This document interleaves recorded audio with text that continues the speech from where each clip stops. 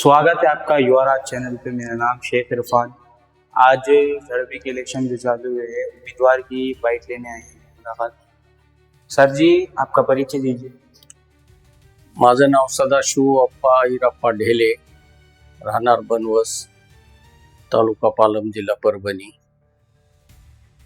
ही जिल्हा परिषदची जे निवडणूक चालू झालेली आहे, या निवडणुकीच्या अगोदर मी 2012 ते 17 जिल्हा परिषद सदस्य होतो अपक्ष। त्याच्यानंतरही निवडणूक लढवली मी, पण थोड्या अपुऱ्या 100-200 मतांनी माझा पराभव माझ्या पत्नीचा झाला। त्या विषयानं अनुषंगून आता मला BJP पक्षानं घनदाट मामा माजी आमदार, गंगाखेडचे 3 वेळेस आमदार होते, त्यांचा मी 35 वर्ष विधानसभा प्रमुख म्हणून काम केले। 3 वेळेस ते आमदार झाले, मी त्यांच्या प्रचार प्रमुख होतो। या पद्धतीनं मग ह्या वेळेस सुद्धा मामानी संतोष भाऊ मुटकुटे, आमचे परभणीच्या पालकमंत्री मेघना दिदी बोर्डीकर यांनी सगळ्यांनी मला फोन करून BJPचं तिकीट देण्याचं आश्वासनही दिलं होतं। जैसा कि सर झड़पी आप मेंबर थे पहले यहाँ पे, हाँ, तो अभी विकास के बारे में क्या कहना है सर आपको? ह्याच्या अगोदर ज्यावेळेस मी 2012 ते 17 जिल्हा परिषद सदस्य होतो, त्या पिरियडमध्ये मीच असा एक सदस्य होतो या 52 सदस्यामध्ये, की जिथं छोट्यातला छोटा तंडा जरी असला ना, छोट्यातलं छोटं गाव आणि मोठ्यातलं मोठं, तर 2 लाख, 4 लाख, 5 लाख, 10 लाख असं काही का होईना, कोणाचा चहा न पेता फंड दिला प्रत्येक गावामध्ये। आमच्या बनवस गावामध्ये सुद्धा प्राथमिक आरोग्य केंद्र आणलं, तर त्याच्यासाठी मी 20 वर्ष झगडलो घनदाट माध्यमातून। हे हायवे रोड करण्यासाठी प्रयत्न केला, गावामध्ये रोड, रस्ते, देवळं हे प्रत्येक गावामध्ये विकासाची कामं केले। त्याच्यामुळे आता बी मी सामोरा जात असताना लोक माझ्यावर एवढे काही खुश आहेत की आपा तुमच्याशिवाय विकास होऊ शकत नाही। आणि गेल्या भारीला मी थोड्या मतानं पराभव झाला, तर 5 वर्षात कुठं टोपलंवर मरून पडला नाही, काही एक रस्ता किलोमीटर झाला नाही। ह्या लोकांना त्याचा पश्चाताप आहे। अभी आप जिला परिषद उम्मीदवार चुन के आएंगे, तो सबसे पहला काम क्या करेंगे?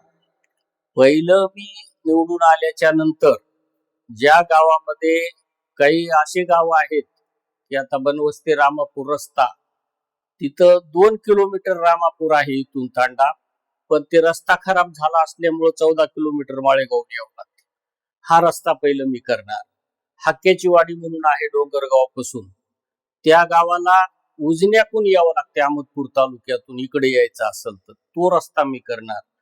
यमगीरवाडी छोटस गाव आहे 150 मताचं, पण तिथं मी शब्द दिलाय की तुमच्या इथं पूल आणि रस्ता करील म्हणून। असे जे काही छोटे छोटे गाव आणि छोटे छोटे रस्ते की ज्या लोकांना दवाखान्याला जायची वेळ आली, बाजारला जायची वेळ आली, पाण्या पावसामध्ये रस्ता नसल्यामुळं डोक्यावर खात बी भरून न्यावं लागते, असे अनेक वरी रेखातंडा म्हणून एक आहे, त्या गावाला तंड्याला रस्ता नाही। असे 5-6 गाव असे आहेत की त्याला तंडा नाही। वरखेड गाव आहे, तिथं 50 वर्षापासून गावात जायला रस्ता नाही।